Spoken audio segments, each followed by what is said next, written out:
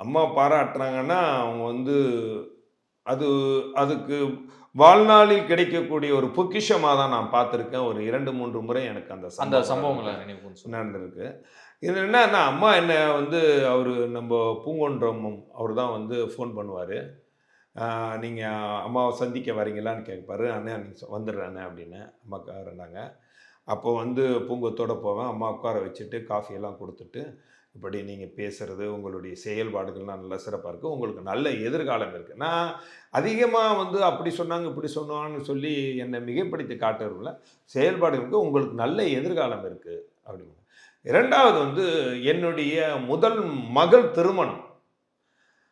ஆ முதல் மகளுடைய திருமணம் 2014ஆம் வருடம் நடந்தது. 14 2014. அப்போ அம்மா அவர்களுக்கு வந்து அம்மா அந்த டைம்ல வந்து கொடநாட்டுல இருந்தாங்க. ம்.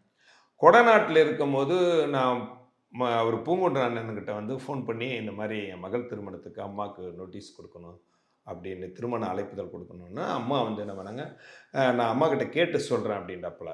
அம்மா எப்போ வராங்க இங்கன்னு நான் கேட்டு சொல்றேன்னா, அப்புறம் அம்மா சொன்னாங்களாம், இந்த மாரி வந்து நீங்க அவர அங்க கொடநாட்டுக்கே வந்துர சொல்லுங்க அப்படின்ட்டு. அப்புறம் நான் கொடநாட்டுக்கு வந்து நான் போயி அம்மாவ பார்த்து அந்த அழைப்பிதழ் கொடுத்தேன்.